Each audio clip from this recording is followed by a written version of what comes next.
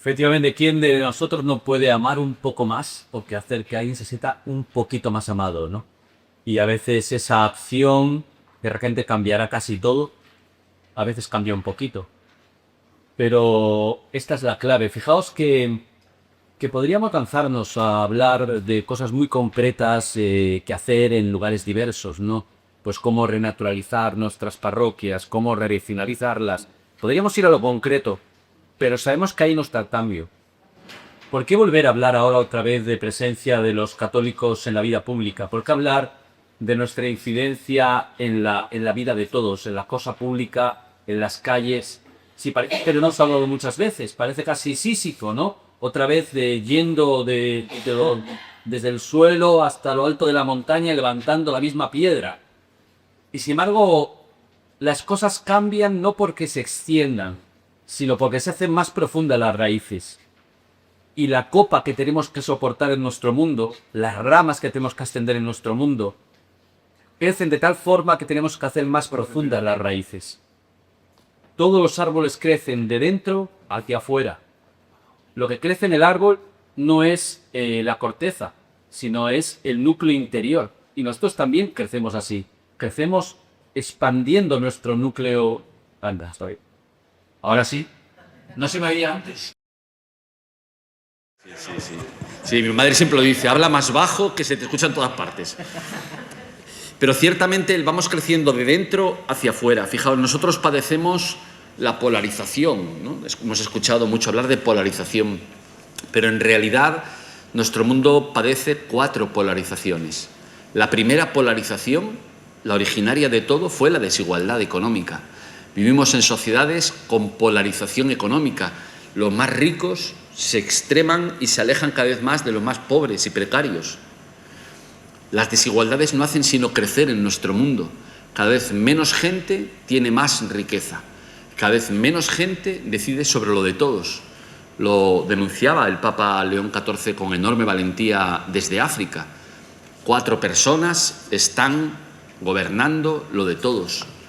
Por lo tanto, hay una llamada profunda a la democratización de la inteligencia artificial, pero también de la vida en general, de la justicia, la necesidad de trabajar duramente por la justicia social, porque esta polarización económica, esta desigualdad creciente, no es sostenible. No hace sociedades sostenibles, sino que hace que la gente se sienta abandonada. Y ese abandono lleva a que la gente se extreme. Entonces, una sociedad que se ha hecho tan desigual, que ha segmentado la ciudad en trozos, donde ya es difícil ver que viven juntos ricos y pobres. Cuando tú vas al Nervión, a la ría de Bilbao, y coges el barco, en un momento te señala la fábrica de galletas que había allí. Y es curioso porque estaba la fábrica de galletas, las viviendas de los obreros y al lado la mansión donde vivía el dueño de la fábrica. La gente, los obreros, lo veían salir todos los días, veía salir a su familia, a sus hijos.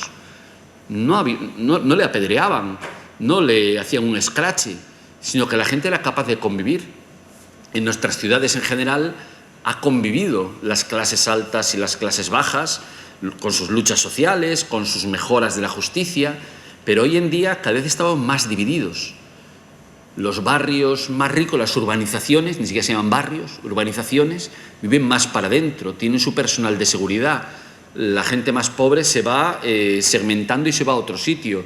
Las zonas del centro se gentrifican, la gente queda expulsada y se concentran turistas o gente que puede pagar esos dineros.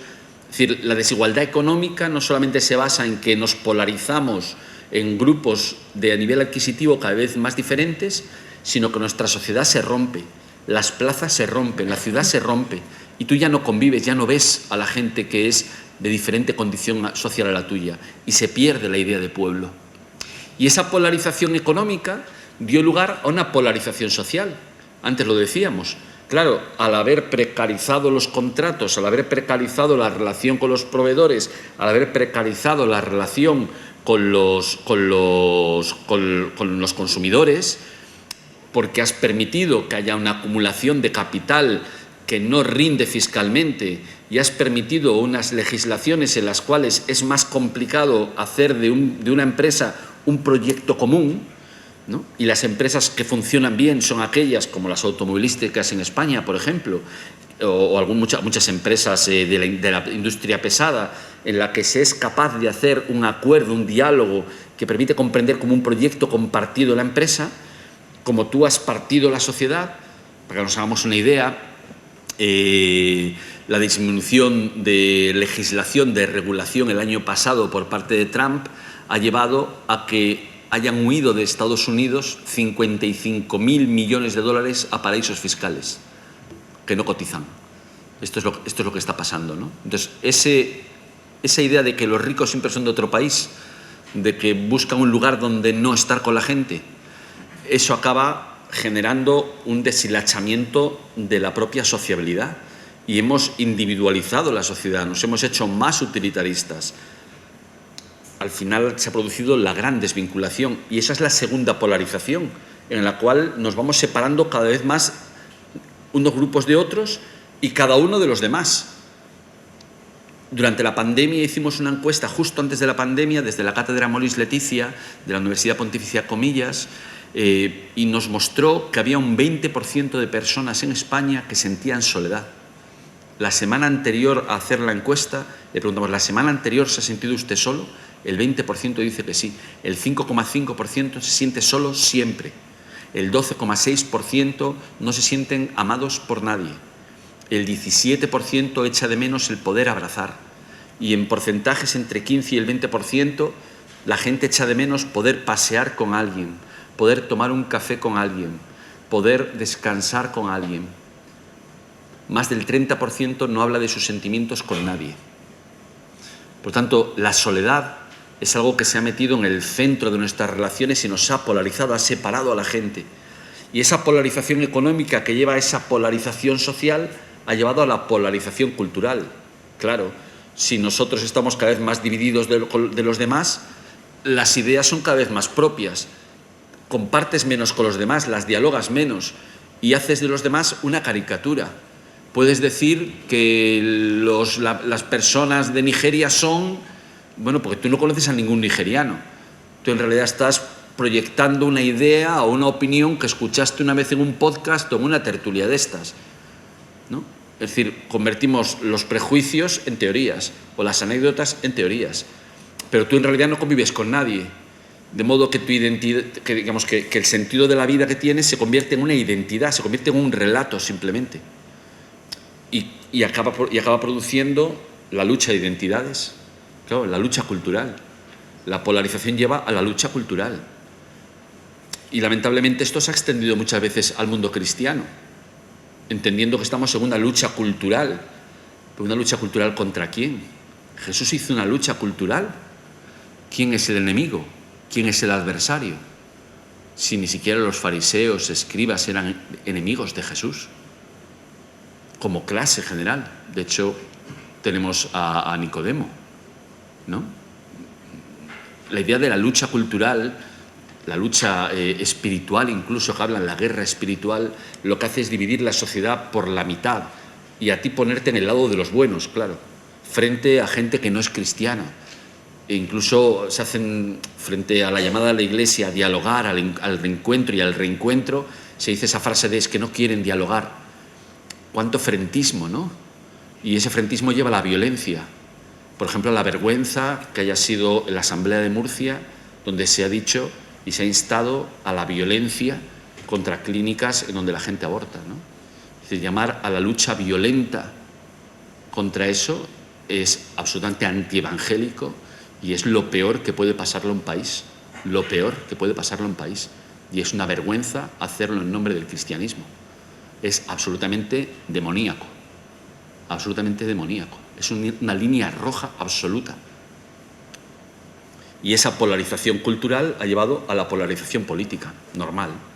O sea, si estamos divididos por clases sociales cada vez más extremas, la vida cada vez de los jóvenes cada vez más precaria, sin vivienda para poder empezar su ciclo vital, si eso lleva a que nos separemos socialmente y no convivamos, si eso lleva a la polarización cultural, La lógica es que eso lleve a la polarización política, que se sostiene sobre las otras polarizaciones. ¿Y nosotros qué tenemos que hacer? Bueno, el mensaje de León XIV es claro, ¿no? La lucha por la justicia, por la equidad, que no quiere decir el que la estratificación no tenga diferentes clases sociales.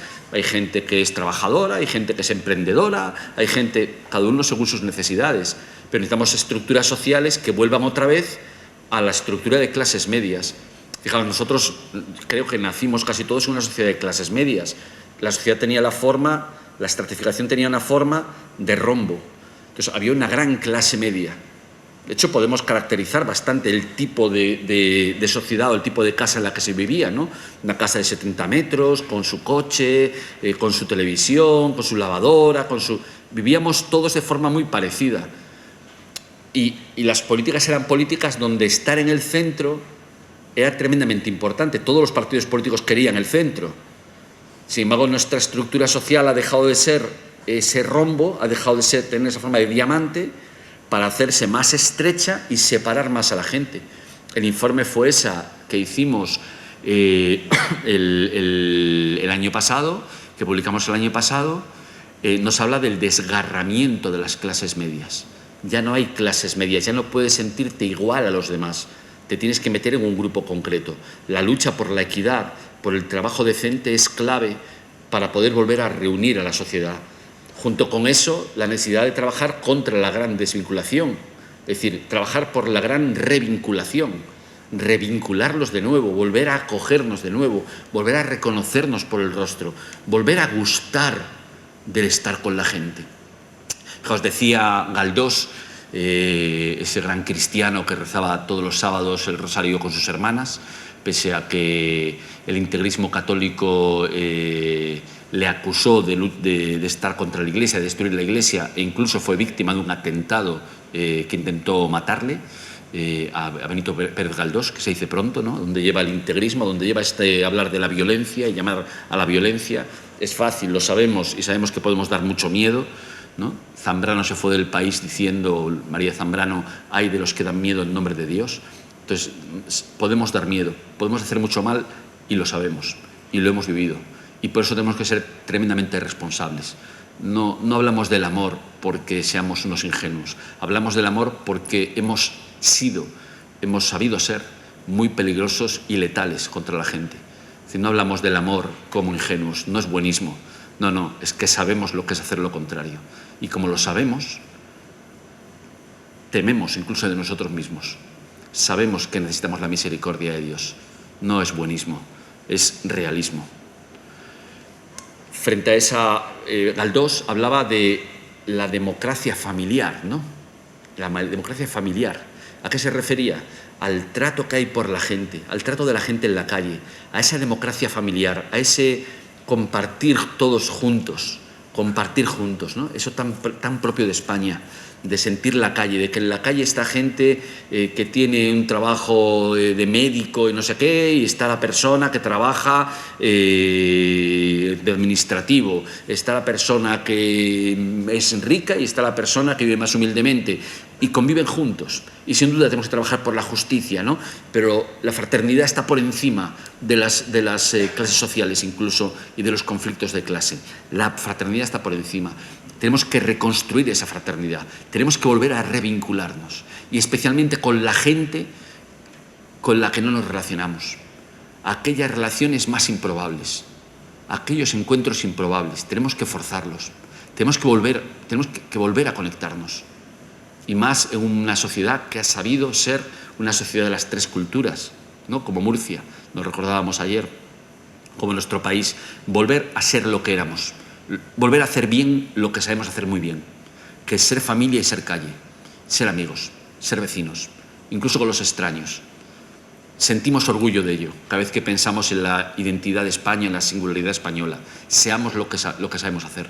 Y esto necesita revolucionar las parroquias, porque la parroquia no es la casita de Jesús. No lo es. La parroquia es la casa de todos. Parroquia, como recordaba antes, es un nombre administrativo romano. Si no existieran parroquias hoy y tuviéramos que ponerle un nombre, ¿cómo le llamaríamos? Barrio. ¿no? Y te diríamos, ¿en qué barrio vives tú? No, ¿en qué parroquia? ¿A qué barrio vas a misa? Le llamaríamos barrio. Llamándole barrio, llamándole plaza, descubrimos mucho más profundamente lo que es una parroquia, que es una casa de la Iglesia Católica para todos, donde se hacen muchas cosas. Hacemos muchas cosas. Y como en cualquier casa, de repente ponemos la mesa y allí donde está la mesa, donde comemos, donde tomamos las cosas, donde vemos la televisión, se convierte en mesa de Eucaristía. No se trata de reservar un sitito para que se dedique solo a algo. Se trata de que aquello donde hacemos todo sea el banquete, sea la mesa del banquete. Que cada mesa en la que trabajamos sea mesa de banquete, ¿no? ¿Es capaz la parroquia de volver a ser el corazón que irradie a toda la calle, a toda la plaza, a todo el barrio? Que la gente sienta, sea creyente o no, que aquello es casa, que aquello es hogar, que aquello es el centro de la comunión entre todas las personas del barrio, el centro de la comunión de sus vínculos, que sienta el lugar como casa de todos, como hogar que prefigura el hogar que todos tendremos en la Trinidad? ¿O seguimos pensándolo como el club de los cristianos, el club de los católicos, ¿no? Es tremendamente importante, es un cambio de mentalidad, hablábamos antes con Pepe, es un cambio de mentalidad, pero fijaos qué cambio tan feliz, donde yo pueda invitar a mis cuñados y que sientan que es su casa, donde tú puedas celebrar, donde tú puedas festejar, donde tú puedas dejar de ser un pájaro enfadado, un angry bird, que dicen los americanos, ¿no? Quizá los católicos hemos sido durante demasiadas décadas pájaros enfadados. Ese católico enfadado de cómo está el mundo, enfadado de cómo está la familia, enfadado de cómo está el no sé qué, enfadado de... ¿Y qué hemos logrado? Hemos logrado tensionar, separar, que el otro se sienta ofendido, que sienta que tú crees que eres mejor que él, que sientan paternalismo, condescendencia, superioridad moral. Qué lejos, ¿no?, de la humildad de Cristo, qué lejos de la humildad de Cristo, qué lejos de la humildad de los pescadores, qué lejos de la humildad de los santos, qué lejos de cualquier persona que nos haya cambiado la vida a nosotros verdaderamente, que no la ha cambiado porque esté enfadado con nosotros, sino porque nos ha dado ganas de vivir más plenamente. Y tenemos que luchar contra la polarización cultural, dejar de hablar de guerra cultural, porque guerra cultural es una expresión de Goebbels, es una explícita expresión de Goebbels, está en el centro del nazismo. Y asumir el lenguaje de la guerra cultural es asumir lo peor del nazismo. Ya simplemente por esta razón deberíamos extinguir de nuestro lenguaje la expresión guerra cultural, porque es hacer nuestro los principios nazis.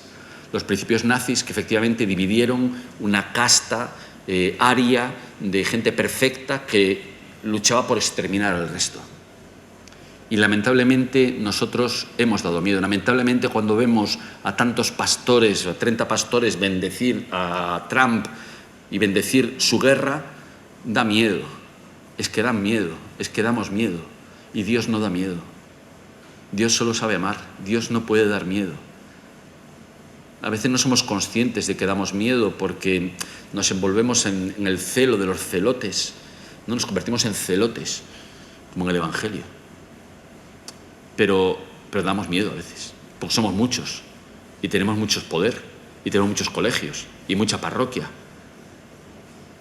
Podemos hacer un gran bien, pero también podemos liarla. ¿Cómo luchamos contra esto? El Papa nos lo está diciendo ahora mismo en Magnífica Humanidad.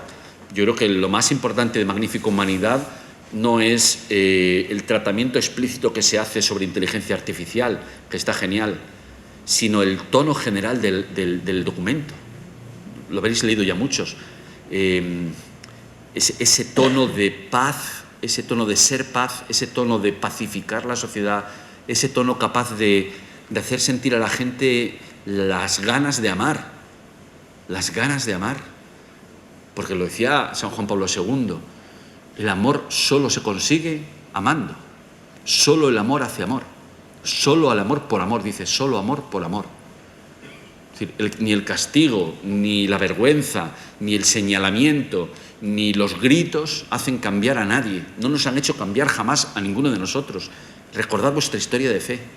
Recordemos nuestra peregrinación de fe. Jamás la imposición de poder nos ha cambiado en nada, porque no llega al fondo del corazón, apenas toca la piel. Lo que nos ha cambiado es la conmoción, a veces la compasión. Cuando en Semana Santa vemos las procesiones o cuando meditamos la crucifixión, la pasión de Jesús en los ejercicios espirituales o en cualquier oración, es que, claro, nosotros vivimos que el Señor nos produce compasión, nos da pena. Lo hacemos por cuidar a este pobre hombre, por cuidar a este pobre Dios. Qué mínimo que estar al lado de él, qué mínimo que desclavarle de la cruz, qué mínimo que abrazar al traspasado, que besarle los pies. No lo hacemos porque Dios se imponga como si fuera Zeus o Thor con su martillo, sino que es por puro amor, por pura piedad, por pura humanidad. ¿Cómo podemos pensar en cambiar las cosas de otro modo que no sea así? Esa es nuestra especificidad, esa es la singularidad. La singularidad del cristianismo es la esperanza absoluta. La esperanza absoluta, ¿no? Incluso en que el adversario, en que el enemigo va a cambiar solo siendo abrazado. Evidentemente hay que parar cosas, hay que quitar presidentes, hay que votar diputados, hay que votar sí y no. Decir no es importante, si no dices que no, nunca podrás querer. Pero decir no es un acto de amor también. Y lo que cambia a la gente, y hoy en día lo que nos cambia, es sentirnos de nuevo abrazados. Tenemos que abrazarnos de nuevo, independientemente de nuestras ideas, identidades, religiones. Y evidentemente eso lleva a un cambio en la polarización política y en la vida pública. Fijaos que nosotros necesitamos emprender no solamente ese espíritu profundo, inyectarlo en los sitios, sino emprender iniciativas que sean capaces de empujar esto. Pero hay otra clave que antes quisiera comentaros. Frecuentemente hemos vivido en las tensiones del activismo y la pasividad, ¿no? O la vida contemplativa y la vida activa. Y frecuentemente cuando hablamos de católicos en la vida pública siempre nos sale el activismo, el hacer cosas. ¿Qué vamos a hacer entonces? Y hay una lección importante en esta cuestión del impoder, ¿no? En el que amar es lo único realmente eficaz. Porque en la alabanza participan la consolación del pueblo, la creación de belleza, el reconocimiento de los ignorados, la gratitud. Fijaos que es importante la crítica, la sospecha, la oposición, las tensiones son importantes, la conciencia sobre las tensiones y conflictos en la sociedad son tremendamente importantes, pero lo que es imprescindible para una sociedad es la gratitud, el perdón, la misericordia, la esperanza, la alegría, el sacrificio, la entrega.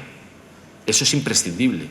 Esa politología positiva de todos estos elementos que no nacen solo espontáneamente en el ser humano, sino que es necesario cultivar y elevar a cultura pública y que presida nuestros actos. Esto por sacrificio lo hago así.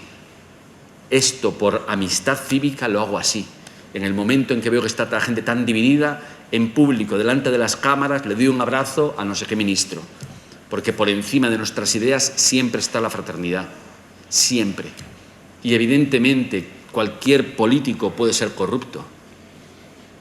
Porque nosotros también lo somos en nuestros trabajos, ¿no? Y a veces lo somos en nuestras relaciones. Por lo tanto, nadie va a estar a salvo de poder ser corrupto o de tomar una decisión mala.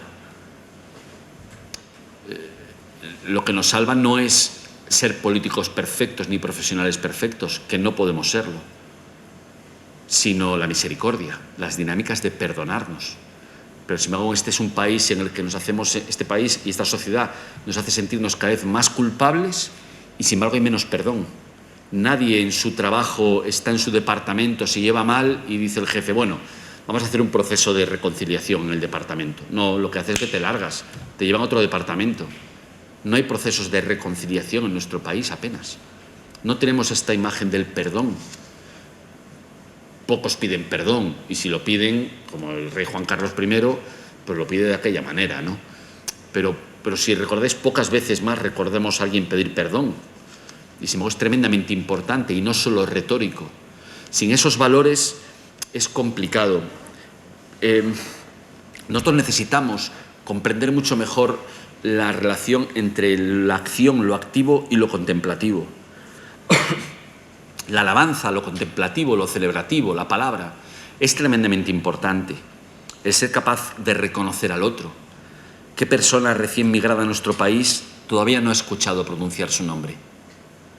¿Puede haber personas que han migrado a nuestro país que todavía nadie del país le ha llamado por su nombre?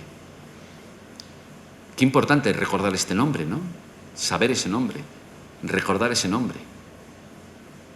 Porque cada vez que llamamos a alguien por su nombre, se siente convocado, se siente amigado. Ahí falta la alabanza. ¿Qué persona envuelta en ira espera ser abrazada y pacificada? Porque ahí espera la alabanza también. Alabar es un modo muy transformador de servir. Y servir también es alabar. Como nos decía Santa Teresa de Jesús, estamos llamados a ser a la vez Marta y María. Escuchar a los pies de quien está en la calle o preso también es servir. Poner la mesa y las sillas para compartir juntos la comensalidad también es alabar. El café, la fruta, los roscones que hemos tenido fuera es servir. Han hecho de Martas, pero es alabar. Alaban nuestra celebración, alaban el que estemos juntos pensando, juntos reflexionando, juntos rezando. Alabar es servir y servir es alabar. Dar pan es alabar. Y bendecir el pan también es servir. Nadie debe ni puede permanecer ajeno a esta misión. Los cristianos en la vida pública alabamos y servimos. Las dos cosas. Y posiblemente lo que más necesita nuestro pueblo hoy en día es un canto común. Es un canto que le haga fortalecerse, sentir esperanza.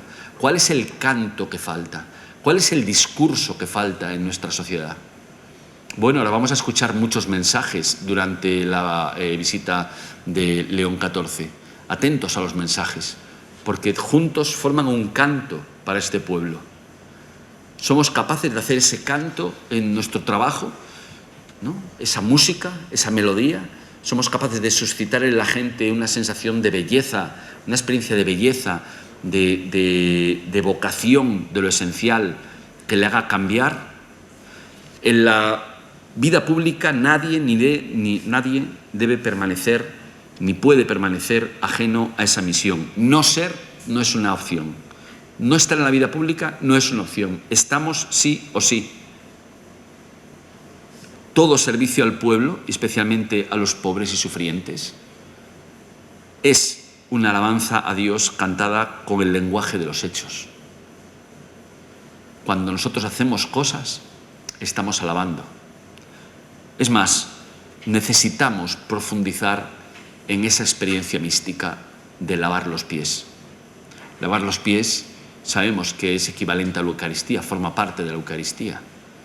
Pero fíjate, muchas veces cuando hablamos de mística y hablamos de oración y de unirnos a Cristo y de sentirlo, a veces lo que nos viene a la cabeza es cerrar los ojos o poner los ojos en alto y dejarnos llevar y sentir que...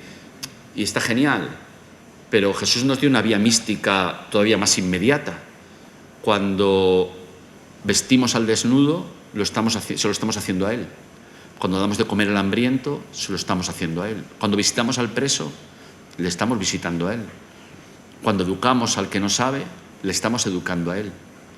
Las heridas y pobrezas, las heridas abiertas en todos nuestros cuerpos, nuestros costados lacerados, todos tenemos una herida esencial.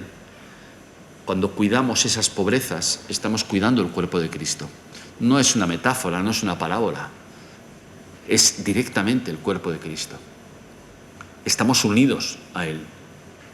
Y esta unión es una unión de corazón, de entrañas, de carne, de cuerpo. Es místico.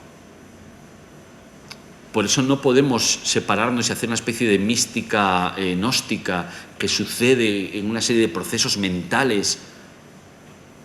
No, la oración en retiro es fundamental, pero hay una mística, efectivamente, que sucede en el servir, en el lavar, en el vestir. Contaban ahora nuestros amigos de Colombia una experiencia que contabas, donde dice, joder, el señor que cuidaba, la señora que cuidaba era una señora un poco dura, ¿no? Muy contenida, muy enjuta. Y dice que el cuidado que le ha dado y el amor que le ha dado y el decirle, señora, eso no, le ha ido ablandando, le ha ido haciendo abrir más su corazón. Dice que a veces le coge su mano y se la besa, ¿no? Fijaos el cambio que ha vivido esta persona, ¿no? Más cerrada, más contenida, más... Y sin embargo ahora coge la mano de su cuidadora y se la besa. Cuando le está besando la mano, después de que ella la cuida, la lava, la levanta, la viste, le está besando la mano Cristo mismo. Ya sabemos que tenemos estos defectos y sabemos que la persona a la que cuidas no es totalmente Cristo, pero es el cuerpo de Cristo. Es como si fuera Cristo. Tenemos que tener esta visión del trabajo en la vida pública. No vivimos a Cristo dentro y ahora hacemos cosas fuera. No, lo que hacemos fuera está siendo consagrado. Y una de las cosas, fíjate, en los últimos meses he estado estudiando procesos de conversión de adultos, porque ahora ya no se entra a la fe solamente a través de la infancia, ¿no? A través de la infancia, la catequesis, el colegio, la familia, tal, sino que se entra en todas las edades. En Francia, Pentecostés, ha habido 13.000 bautismos. En España creo que han sido 3.500 bautismos. Y cada vez va a ser más frecuente, porque era así antes. Antes se entraba a cualquier edad. Cuando la sociedad se va institucionalizando más, pues también se van haciendo más maquinales las entradas, ¿no? Sobre todo en sociedades que fueron monoconfesionales como la española. Pero cuando no es así, la realidad de acercamiento a Cristo sucede a todas las edades, como Zaqueo. Zaqueo entró a una edad tardía. Los apóstoles entraron a una edad tardía. Todo el Evangelio está lleno de entradas a edades tardías y con procesos largos, además. Y en esa entrada de personas a cierta edad, a la vida adulta, lo que nos encontramos es que ciertamente se sienten muy atraídas por realidades en las que lo sagrado brilla, resplandece. Que no quiere decir que vengan unos santos, unos seres del más allá sobrenaturales, que se hacen presentes aquí y vuelan y brillan en un olivo. No, es que el agua, que es creación, es un don, es un regalo, es ver que está consagrado, que en todos nosotros, en nuestra carne, hay algo sagrado, que es lo más interior a nosotros, que es lo más dorado y verdadero de nosotros. Que cuando alguien está trabajando de enfermero, hablábamos antes, ¿no?, y cuida a alguien, esa consagración al otro nos habla de trascendencia, nos habla de Dios, nos habla del misterio, nos habla de algo que nos hace ir más allá de nosotros mismos, que no es ir a ningún sitio, sino ir a lo más profundo de lo que somos. Nosotros no tenemos que ser tremendamente activistas, no tenemos que salir a la política, porque ya estamos. No tenemos que salir a evangelizar y a hacer vida pública en las profesiones, porque ya estamos. Lo que tenemos que ayudar es a consagrar cada cosa, es decir, a ponerla en la mesa del banquete, a ponerla en la Eucaristía. Necesitamos eucaristizar toda la vida, comprender que todo pan, que todo vino, que toda venda, que toda lección que das, que todo papel que firmas, que todo seguro que pones a alguien, que todas los transportes, la cosa que llevas a casa de alguien, que el servicio de enterrar a alguien, como Leo, ¿no?, nos hace, es algo sagrado. Es algo sagrado. Decía Leo antes en la conversación, decía, cuando estoy recogiendo los restos de los familiares, ¿no?, delante de la familia, antes siempre me persigno, ¿no? Claro, la familia se pone en otro lugar porque se da cuenta que ese recoger los restos, ¿no? Ese rascar la paleta, coger los restos del otro, no es meramente un acto físico, técnico, sino que hay algo en ello estremecedor, que todos comprendemos.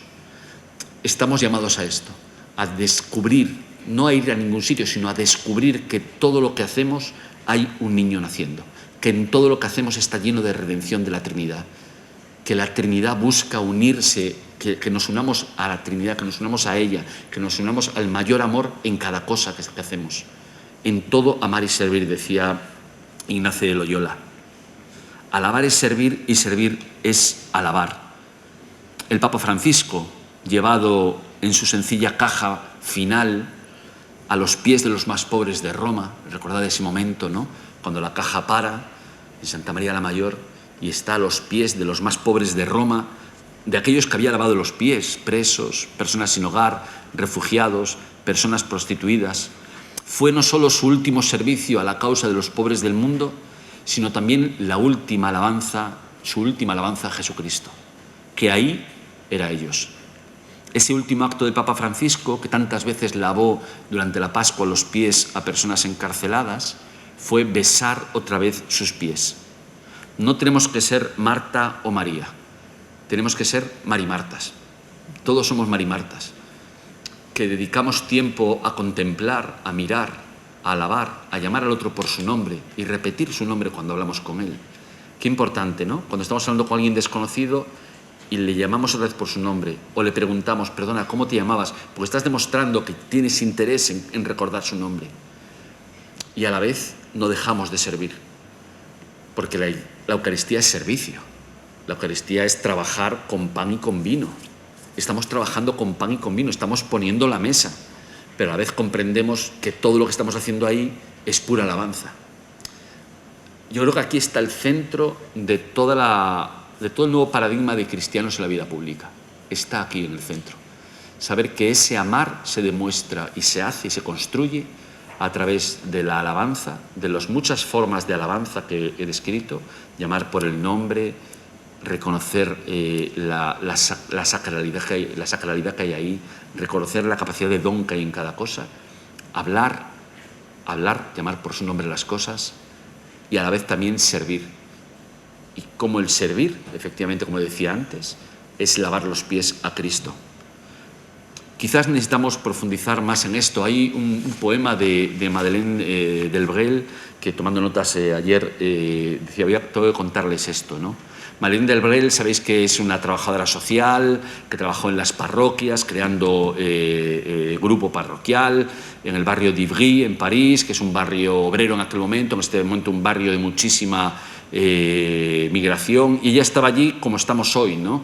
Con la secularidad, en ese momento con el comunismo, ahora ya no hay comunismo, o pocos comunistas, pero hay otras cosas, y ella todo el tiempo, en esa profunda mística que tiene, cuando en ese vivir a Cristo en cada cosa, el estremecimiento que tiene al ver el agua, al ver el suelo, al ver el mármol, al ver la muleta, al ver el asiento, esa vibración que siente, le llevó a servir profundamente como trabajadora social en las reuniones para luchar por la vivienda, por las condiciones del barrio. ¿Cómo no estamos hablando de que el obrerismo y que el compromiso social, y el compromiso social más duro que lucha por la justicia, no es politización, no es alejarnos es el Magnificat puro y duro, es el Magnificat puro y duro, que aparece como una aclamación, como una alabanza, pero a la vez también aparece como un principio operativo y un principio transformador. Y Madeleine Delbrel tiene un poema muy interesante que dice, si tuviera que elegir una reliquia de tu pasión, le dice rezando a Cristo, si tuviera que elegir una reliquia de tu pasión, podemos elegir muchas cosas, los clavos, la cruz, la corona. Si tuviera que elegir una reliquia de tu pasión, elegiría la palangana, esa palangana llena de agua sucia con la que lavaste los pies.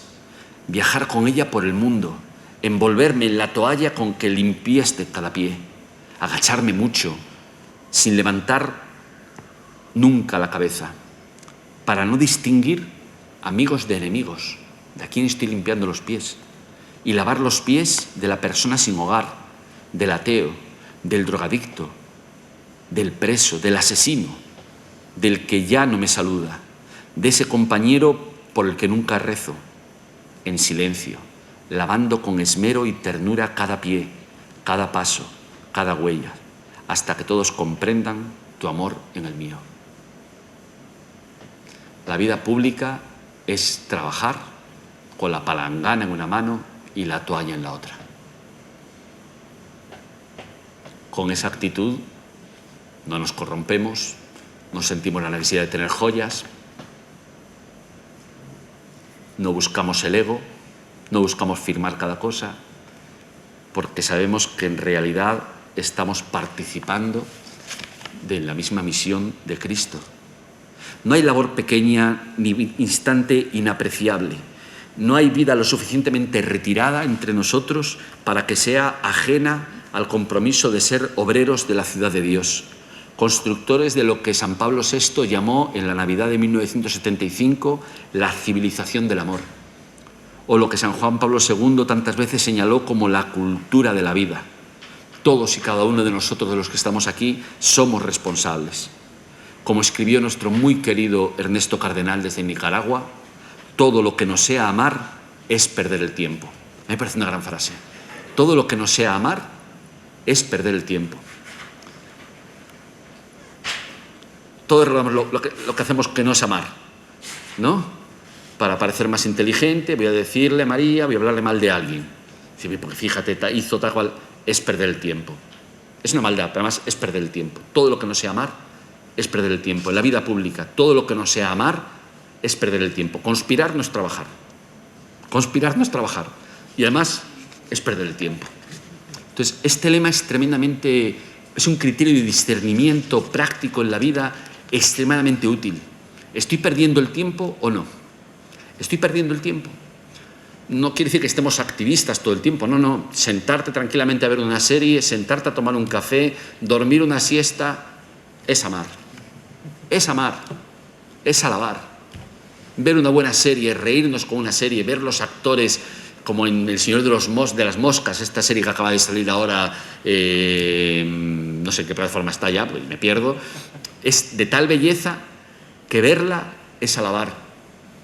Es alabar la poesía, alabar la música, alabar la conversación. Cuando hablamos con la gente de que hablamos, ¿qué más nos da? ¿Recordáis cuando éramos adolescentes la de horas que hablábamos? Y llegábamos tarde a casa a las 10 y llamabas por teléfono a tus amigos de qué tal ha ido el día, oye, ¿qué te pareció? Cuando tal, y dice, ¿y de qué hablábamos? Y siempre se lo digo a mi mujer, ¿y de qué hablábamos cuando éramos adolescentes? Y cuando ibas con tu mujer por la calle, cada uno con la suya, con su marido, ibas por la calle y para llegar a casa tomabas todas las calles secundarias, el camino más largo, ¿no? Era como el anti-GPS. Es decir, lo que hacías era ir por las carreteras más secundarias para llegar lo más tarde posible a tu casa. ¿Y de qué hablábamos todo el tiempo? No parábamos de hablar. Dice, en tu caso lo comprendo, ya lo sé, pero yo no solo hablaba yo. Es decir, ¿de qué hablábamos tanto? Pues es que hablar muchas veces es mantener el hilo de me gusta estar contigo, quiero estar contigo, me interesas, me da ganas de abrazarte y de que podamos vernos más y de que podamos seguir juntos y que nos reconozcamos en el siguiente cruce de camino que tengamos. Esto es revolucionario en la sociedad que vivimos. Esto es revolucionario en la vida pública actual. Hablar de las palabras paz, amistad, tolerancia, perdón, misericordia es revolucionario en cualquier lugar que veamos. Y de hecho, cuando algunas personas escuchan en la homilía pedir por la paz, se sienten concernidos. Dice, ya están criticando. Dice, hay que ser personas de paz. Dice, ya están criticando. ¿Ves? Ya están criticando a los populismos que... Dice, no, estamos hablando de paz, amor, amabilidad, tolerancia. Si eso pica, es porque es transformador. Y decirlo hoy en día es transformador. Y decirlo en la mesa es transformador. Decir en la mesa cuando están discutiendo y tú dices, jo, qué importante sería decir lo mismo sin dañar a nadie. Qué importante sería poder decir las cosas sin que nadie se sintiera ofendido. Decía Josep Vives, el obispo de Andorra, príncipe de Andorra también, por cierto, junto con el presidente del Estado francés. Pero decía él, qué importante sería decir lo mismo sin ofender a nadie, ¿eh? Y qué fácil sería. ¿Sería posible hacer lo mismo y decir lo mismo sin que nadie se sintiera ofendido? Sino que la gente al revés sintiera las ganas de decir, oye, pues ojalá fuera así, ojalá fuera así. Pero ¿cómo hablar de modo que no se sientan los otros intimidados, ofendidos, clasificados, invadidos? No es fácil hablar de familia y que eso no suceda a veces, ¿no? Porque parecemos que los católicos somos los dueños de la familia y decimos qué es familia y qué no es familia. Lo hemos hecho muchas veces. Y eso ha ido en la dirección contraria. La gente siente que la familia es una cosa de un grupo y de un sector concreto de la sociedad. ¿Cómo es posible que la familia, que es la estructura más universal, profunda y decisiva de la vida de cualquier persona, ¿no? Y la primera que hubo, no sea compartido por todos, y todo el mundo trabajemos por la familiaridad, y todos trabajemos por el vínculo conyugal, y todos trabajemos por la filiación, y por la fraternidad, y por el cuidado de los mayores? ¿Cómo es posible? Pues porque cansamos a los hombres y a Dios. Es que a veces somos muy cansinos, y a veces somos muy ofensivos. Entonces, hablando de lo mejor, hacemos sentir a la gente lo peor. Y es tremendo en esto el consejo que nos da Benedicto XVI. Siento mucho, estoy citándolo mucho, pero dice, tenemos que ser capaces de pronunciar, dice, la verdad que no hiere a la libertad. La verdad que no hiere a la libertad. Es tremendamente importante este consejo de Benedicto XVI. En su diálogo con el Islam, en su diálogo con Habermas, en su diálogo con... Es tremendamente sabio. ¿No sentís que desde el corazón de Cristo en cruz y resucitado podemos irradiar su luz y paz a todas partes? Que donde hay rencor, trampas, oscuridad, olvido, el fondo del alma de la gente y del pueblo anhela amor, anhela poder celebrar la fiesta otra vez, sin dividirse, sin que insultes al alcalde sea quien sea. El problema es que en la vida pública muchas veces no sabemos lo que necesitamos, ni sabemos pedir lo esencial, como decía San Pablo.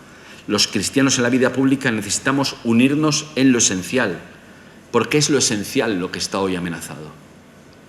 ¿No sentís que con la creatividad inmensa de Dios creador, podemos imaginar alternativas capaces de parar guerras e impedir la destrucción?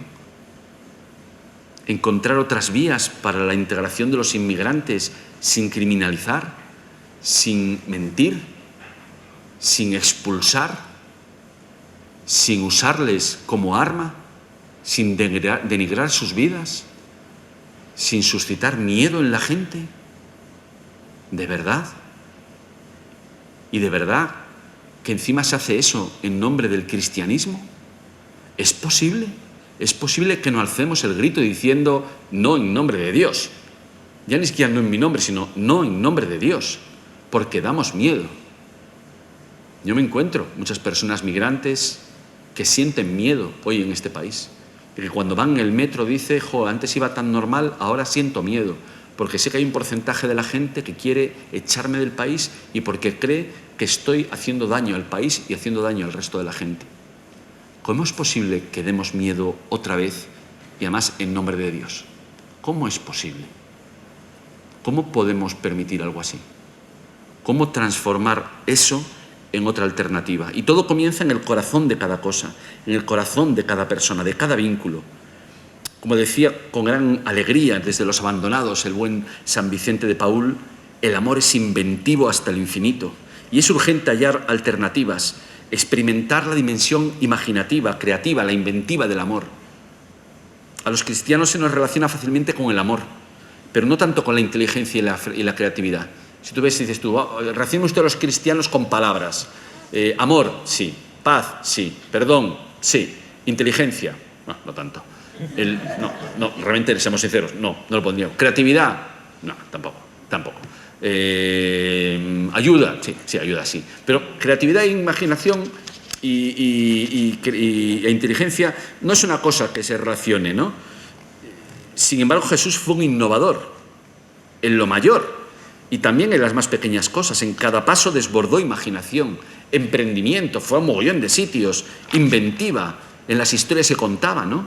¿Se corresponde con lo que podemos atribuir al cristiano común en la vida pública? Porque yo creo que apenas hemos comenzado a compartir nuestros dones. Compartimos nuestros egos, ¿no?, en la vida pública. Compartimos nuestra identidad y nuestra bandera. La bandera sí, pero nuestros dones, los mayores dones nuestros, nos cuesta compartirlos. Como decía Carlos García Andoín, todavía no sabemos bien cómo hablar de Jesucristo en la vida pública. Cómo hablar explícitamente de Dios. Nos cuesta sin caer en el paternalismo o en una forma muy rara de hablar de Dios y de Jesús. Nos cuesta porque no hablamos el don de lenguas, porque no somos capaces de sintonizar con el otro. Si te vas de fin de semana a las Maldivas, en cuanto llegas al trabajo dices, ¿qué tal el fin de semana? Y dices, ¡guau!, en las Maldivas. O te vas a Caravaca de la Cruz, a la Sierra Espuña. ¿Qué tal el fin de semana? ¡Guau!, estuve en la Sierra Espuña, unos pinos brutales, hay lince, ¿sabes? Vimos un lince rápido, fue maravilloso, maravilloso. Vale, te vas de fin de semana a ver a tu cuñado que va a hacer una paella. ¿Qué tal el fin de semana? ¡Guau!, con mis cuñados de paella, ya sabes lo que es, hablando de coches, pero bueno, bien, hace unas paellas magníficas, tal. Te vas de retiro y te dicen, ¿qué tal el fin de semana? ¿Qué has hecho? Y dice, está con unos amigos, ¿no? Porque no sabemos decir, no sabemos explicar. Porque en el fondo no es un problema de que los otros no quieren escuchar, el problema es que no es una experiencia suficientemente interiorizada como para que salga con naturalidad, sino que sale en plan, ¿qué tal el fin de semana? Te voy a dar un testimonio, espera, empieza ahora. Oye, Cristo ha salvado mi vida. Cristo, y dices, ¿qué te ha pasado? ¿Qué te ha pasado? ¿Por qué hablas raro? ¿No? Porque no nos sale en la conversación igual que hablaríamos de nuestro cuñado, de nuestro viaje, del lince que vimos, nos sale raro. ¿Por qué? Porque no lo tenemos suficientemente metido, porque no nos sale del corazón. Y cuando sale del corazón nos sale en una especie de, espera que me pongo aquí de blanco y me resplandezco. Santo Dios, Dios cambió mi vida y entonces... No, sé normal, porque Jesús parece bastante normal cuando habla, ¿no? Y dice, ¿y cómo será Dios? Y dice, mira, se me ocurre una historia. Recordad, o le vemos al encendido diciendo, esperad, una historia. No, hablaba con una normalidad espectacular, una normalidad tremenda, una naturalidad tremenda. Tenemos que vivir a Jesús con tal naturalidad que nos sale natural hablar de Él. Igual que nos sale natural hablar de las cosas en nuestra vida importantes. Tenemos que ser lo que somos, ¿no? Edith Stein dice, hoy vivimos en una época que necesita con urgencia la renovación que surge de las fuentes escondidas de las almas unidas con Dios. Y sin duda hablar de Dios, hablar de lo trascendente que es cada cosa, de lo trascendente que es cómo opinas, cómo hablas de los demás, qué ley haces, cómo pides a la sociedad civil colaboración y ayuda, cómo generas defensa frente a los pobres, cómo ayudas a la integración, cómo hacemos nuevos inventos, cómo invertimos capitales en desarrollar empresas. Esta actividad en realidad nos lleva a esa inspiración de Ignacio de Loyola de en todo amar y servir. Es decir, en todo amar, alabar y servir. Tenemos que ser lo que somos, no es posible dejar de serlo. Hasta los monjes trapenses que martirizaron en Argelia no abandonaron nunca el lugar porque era la rama donde podía posarse la gente. Y ellos ahí tenían su oración, pero tenían también su agricultura ecológica, su cooperativa. Nuestra misión en la vida pública no tiene límites porque nuestra incidencia personal y familiar en el mundo está continuamente dándole forma. Nuestras formas de consumir, el agua que tenemos, lo que comemos, cómo hemos llegado aquí en el transporte, qué tipo de aire estamos manejando, todo le está dando forma al mundo. No ser no es una opción, no estar en la vida pública no es una opción. El Señor nos ha hecho a cada uno administradores de los bienes públicos, los bienes comunes, y debemos cuidarlos y multiplicarlos. Por amor. Y como dice la parábola, porque por nuestro fruto seremos examinados.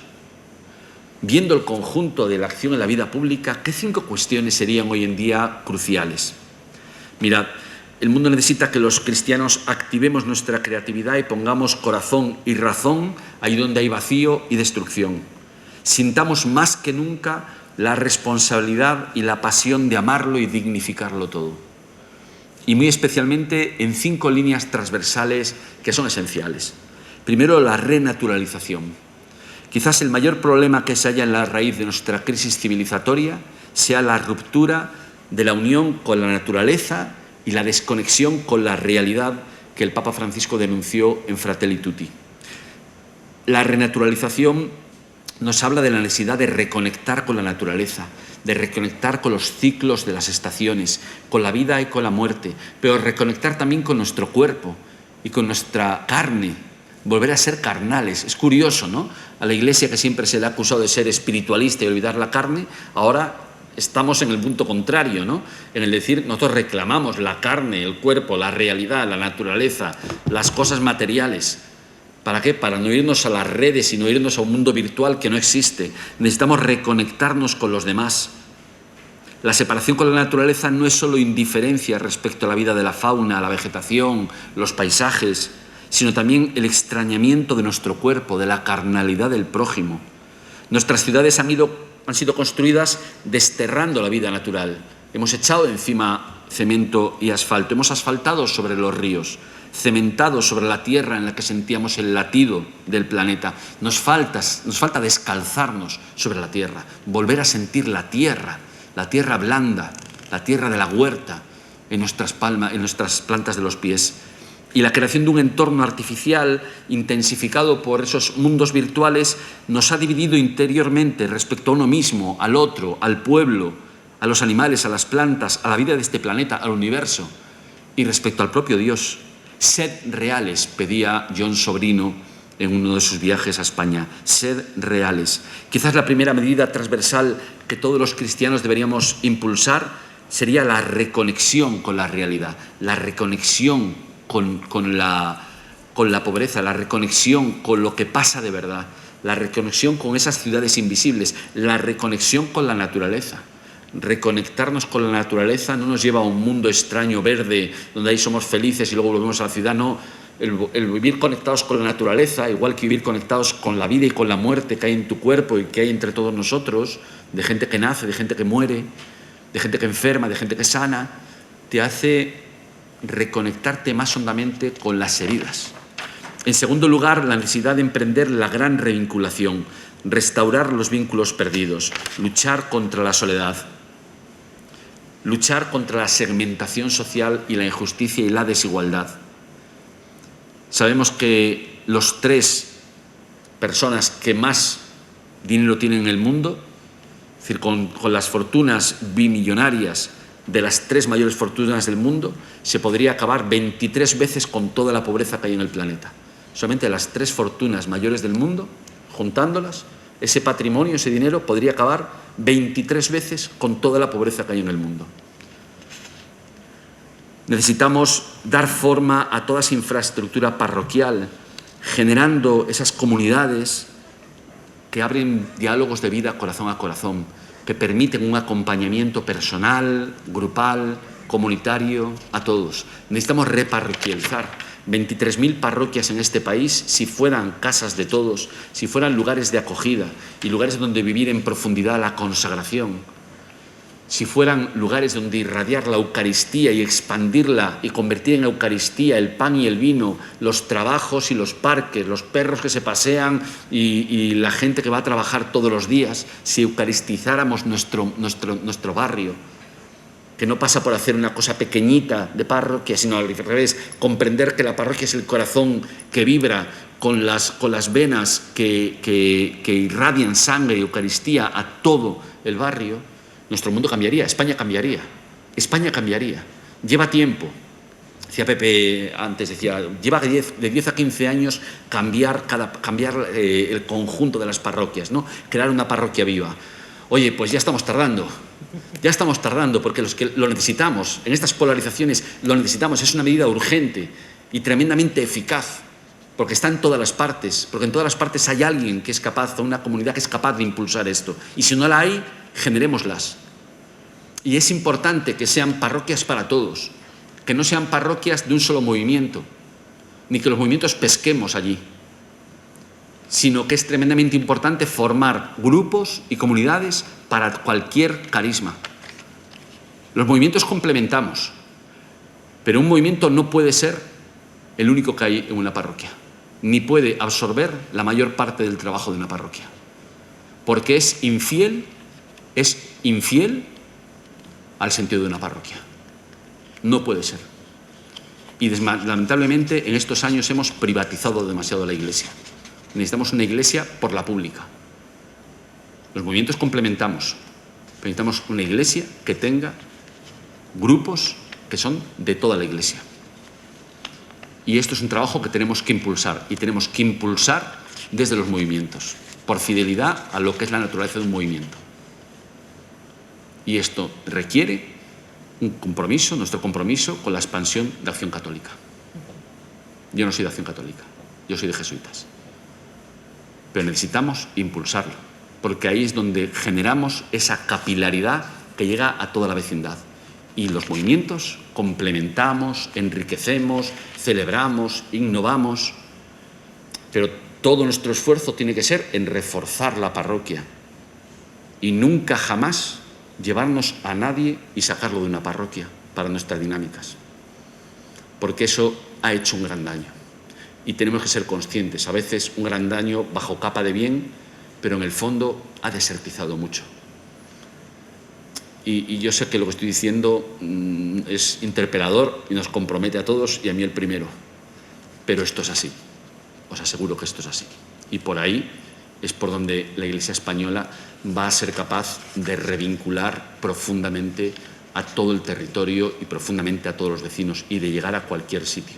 Y al final los movimientos en esa dinámica acaban enriqueciéndose más, porque hay más gente, más profundidad espiritual, más creatividad, más densidad evangélica. Lo otro al final es hacer una iglesia por sanitas o por adeslas.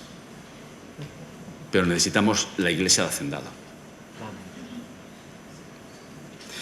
Y finalmente necesitamos impulsar el arte de la esperanza, ser constructores de sociedad civil y revecinalizar. Trabajar profundamente en generar lugares de vecindad. Bueno, es un gran movimiento, algo que vemos que nos lleva a un cambio de mentalidad, que nos lleva también a profundizar en nuestra eclesialidad, que no nos quita nada, sino que nos hace más auténticamente lo nuestro, y sobre todo nos hace caminar como seres que no solamente hacen paz, que no solo piden paz, sino que somos paz. A fin de cuentas es algo tan sencillo como que esa experiencia de Eucaristía que tenemos tan profunda y que en nuestra vida va haciéndonos cada vez más hondo y más alto y más grande, más abismal nuestro interior, se convierta en dar pan y vino, en eucaristizar el mundo, en hacer que el mundo de la creación llegue a su plenitud. Puede que nos cueste, jamás habremos sido tan felices. Muchas gracias.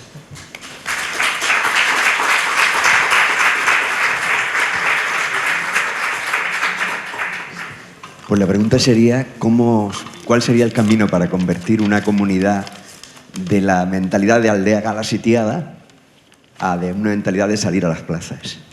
Orientaciones que pueden facilitar la presencia pública de la Iglesia en esas situaciones en las que se aleja más que se acerca y se divide más que unir.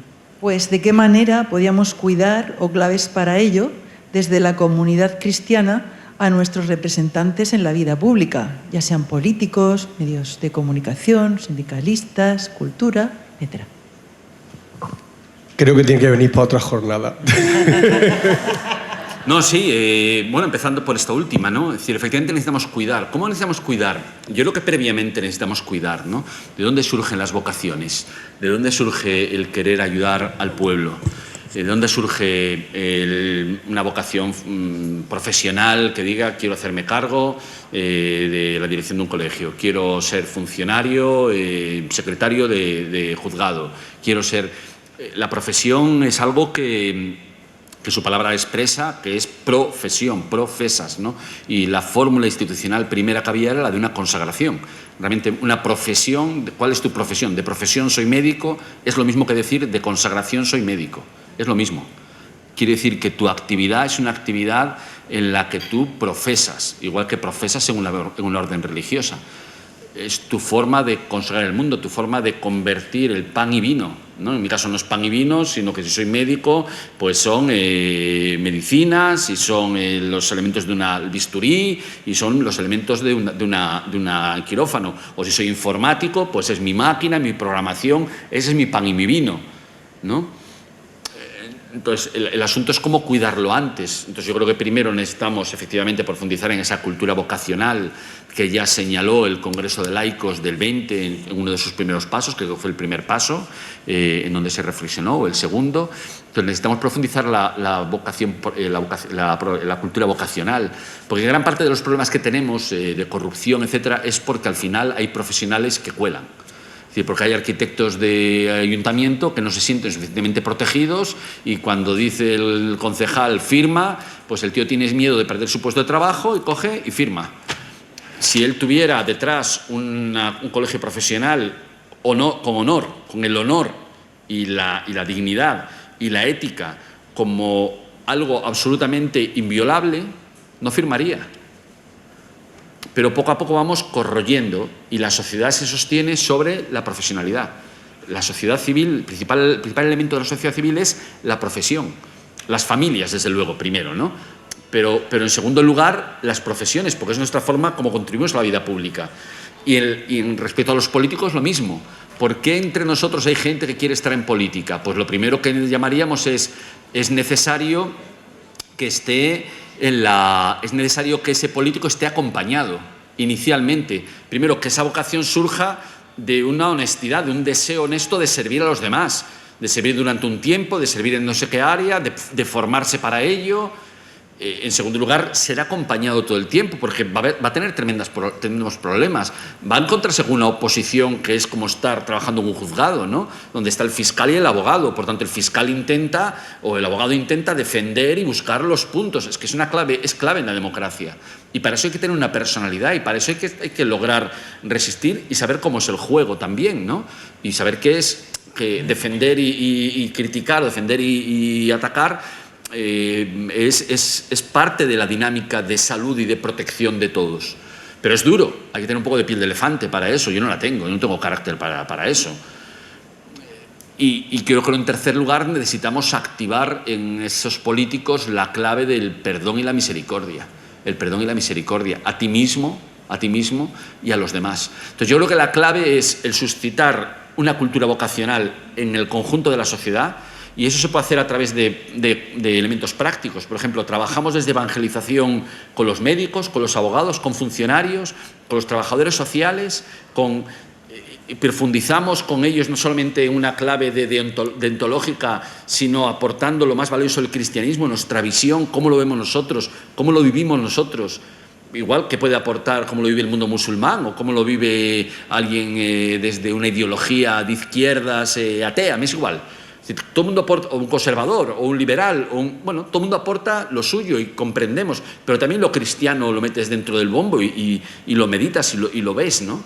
Por lo tanto, necesitamos generar lugares donde podamos madurar las vocaciones profesionales, no solamente de la gente joven, sino de los que ya llevamos unos años y necesitamos reciclarnos y renovarnos. Entonces, existen estos lugares de reflexión, de renovación vocacional, sería un gran servicio público. Ya no solamente dentro de la Iglesia, sino un servicio público. Y en segundo lugar, ¿cómo acompañamos a los políticos? Ya sé que tienen muchísimas cosas que hacer, que su agenda es imposible, pero como no hagan eso, no resisten. Como no hagan eso, acaban pidiendo la violencia contra la población desde la tribuna del Parlamento. Eso no puede ser, ¿no? Entonces no podemos abandonar a nuestros políticos a cualquier lugar. Y después, desde el mundo cristiano, es muy importante que las personas cristianas que están comprometidas en una institución cualquiera, sea el PSOE, sea Podemos, sea PP, sea Vox, sea lo que sea, o un sindicato, se reúnan entre ellas para profundizar. Dices tú, joder, estás haciendo cosas absurdas. No mucho. Todos los cristianos del Partido Laborista, que sabemos que la izquierda en Reino Unido, antes de cada sesión se reúnen para rezar. En Alemania, los diputados cristianos, sean luteranos o católicos, de todos los partidos políticos, se reúnen todos los meses para rezar juntos. O sea, no van a decir en medio de la oración y te pedimos para que salga el proyecto de ley. No, rezan más profundo para que todo sea iluminado por eso. Luego ya veremos si sale tu proyecto de ley, porque yo estoy en contra.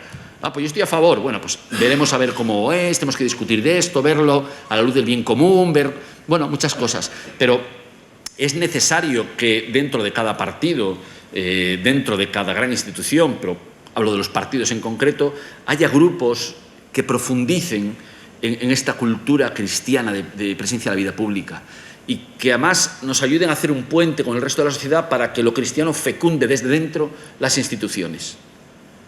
Esto no va de que si Jesús es de izquierda, si Jesús es liberal, si Jesús era punky o si Jesús era de derechas. O sea, no tiene sentido. Jesús no era nada de esto. Era un judío de Nazaret. Va de algo más profundo todavía. ¿Y qué es lo que pide España? ¿Qué es lo que pide el pueblo? Es decir, ser profundos. En segundo lugar, ¿cómo facilitar presencia ahí donde se divide? Bueno, es difícil, ¿eh? Es difícil porque quiere decir que tienes que hablar con un político para decirle, yo creo que esto no se puede decir así, ¿no? Yo creo que no es bueno decir esto. Yo creo que nos corrompe más. Yo creo que esos insultos y ese tipo de denigración del otro nos hace peor a todos. Nos hace peor a todos. Por muy contento que estés de insultar a alguien, pero nos hace peor a todos. Entonces, ¿cómo decir eso? Yo diría, hay una primera cosa muy clara, ¿no? Y es qué importante decirlo en público. O sea, qué importante dar un mensaje de esperanza a la gente. Y la Iglesia es sobre todo madre. La Iglesia no es partido, la Iglesia es madre. La Iglesia tiene legitimidad para decir, cuidado con esto. O sea, cuidad la fraternidad. Cuidad el respeto escrupulosamente, sobre todo en momentos de tanta división, hay que ser más escrupuloso de cómo hablas de la gente. No utilizar expresiones como hemos escuchado en alguna misa, ¿no? Insultando a la madre del presidente del gobierno. Es que en eso estamos, ¿no? Eso ya no es que sea cristiano, no, es que es una barbaridad. Y además es un síntoma muy malo de por dónde van las cosas, muy malo, ¿no? Entonces es tremendamente importante, me es igual que hayan sido 50 o 60, ¿no? Hay que ser extremadamente cuidadosos. Entonces en esto tenemos que contenernos y ser capaces de ser creadores de paz de verdad. Pero la Iglesia puede ayudar a esto y puede llamar a esto. Y el mundo católico es un mundo muy grande y es un mundo que tiene mucho voto. Es que tiene mucho voto. Dice, bueno, pero nosotros votamos desde la ideología, no desde lo cristiano. Bueno, pero lo cristiano debería influir en nuestro voto, evidentemente, ¿no? Y no solamente en políticas concretas, sino en las formas. Y si eso es valorado, al final los políticos acabarán haciéndolo. En Estados Unidos era así. En Estados Unidos las políticas hasta Obama eran políticas en donde se castigaba el partidismo. O sea, tenías que hacer cosas bipartidistas. Si se te veía demasiado partidista era castigado. Hoy en día, fijaos en a dónde hemos ido, ¿no? O sea, se ha extremado todo. Y en parte se ha destruido por la ausencia de los cristianos en el Partido Demócrata, los católicos. El Partido Demócrata era tremendamente, estaba formado en un gran porcentaje por los católicos estadounidenses. Al final, el haber, digamos, los mensajes que han ido señalando a las personas liberales y de izquierdas como no católicos, ¿no? Y esto lo hemos vivido durante un tiempo, esa politización de la Iglesia ha llevado a que mucha gente católica que era de izquierdas se haya desvinculado de la Iglesia. Y eso ha vaciado los partidos de izquierda y eso ha extremado los partidos de izquierda. Y al otro lado, pues lo mismo. Es decir, porque cuando una parte es extrema, la otra parte es extrema. Y en parte es porque los cristianos han perdido su compromiso o su vinculación con la Iglesia, o se han sentido desvinculados, o se han sentido que no eran apreciados, o que eran estigmatizados. Entonces necesitamos reunir de nuevo la pluralidad política dentro de la Iglesia, porque eso es lo que hace que haya gente que está en el PP, o que está en el PSOE, o que está en Podemos, o que está en Vox, en lo que quieras, en partido secesionista o no. Pero eso, digamos, como que la Iglesia une a todos en el fondo, ¿no?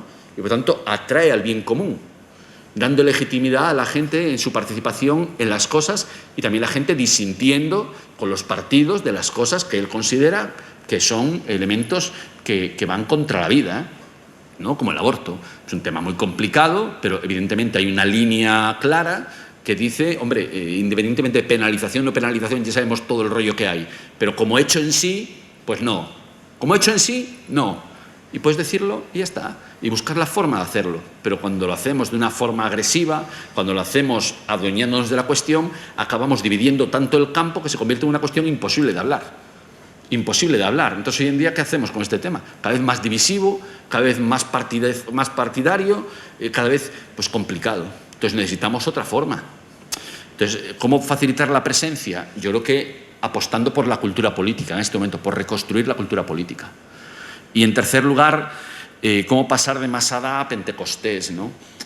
Bueno, es una cuestión de conversión del corazón, ¿no? También de descentración, de no pensar desde el yo, no pensar defensivamente desde la institución, vamos a defenderla sea como sea. Ha pasado con los abusos, ¿no? Con los abusos sexuales. Cómo pasar de ser un castillo que se sentía sitiado y que defendía y que ocultaba y encubría a esta es nuestra pobreza y a ver cómo la arreglamos y vamos a ayudar a la gente, ¿no? Es decir, nos ha pasado, nos ha dolido, ¿eh? Nos ha dolido y nos duele y nos seguirá doliendo. Pero hay otra vía. Hay otra vía. Fijaos cómo estamos en política hoy, ¿no? Es una conspiración contra mí, es todo. Sabemos que eso no es de Dios es la humildad y Dios es el que nos salva. En el fondo, todo lo que estamos hablando no tiene que ver ni con la táctica, ni con la política, ni con el poder de la Iglesia, sino tiene que ver con algo que sale del corazón, y eso requiere de nosotros vivir más unidos a Cristo, y vivir más unidos a Cristo es vivir también unidos a su origen, unidos a los demás, unidos al Evangelio inicial, unidos a la Iglesia universal y unido personalmente a ese Cristo que sobre todo se manifiesta en las heridas de los más pobres y en la pobreza de cualquier ser humano, ¿no? A ese Cristo en pasión que en cada herida proclama la esperanza absoluta de la unión con la Trinidad. Esto es lo que nos lleva, porque el otro es táctico, el otro es político y todas las teologías políticas han fracasado. Cualquier intento por ahí ha fracasado. Luego, hagamos lo que sabemos hacer, ser hombres de fe. Bueno, yo solo decir una cosa, cierra María, cerraremos todo con una Ave María, decir que en la página web de la conferencia episcopal, don Fernando ya dio una ponencia a nivel nacional que está colgada en la tarjeta de los laicos, que se llama El impoder de los cristianos, y ahí hay una serie de materiales con esas palabras que hemos escuchado, revinculación, renaturalización, ya para trabajarlo en las parroquias, que lo sepamos que está ahí. Luego contaremos con que estarán también las grabaciones nuestras, que las podemos pues extender, aunque sea después del verano, esto no caduca, porque es una misión grande. María termina, rezamos, le damos un aplauso y las gracias.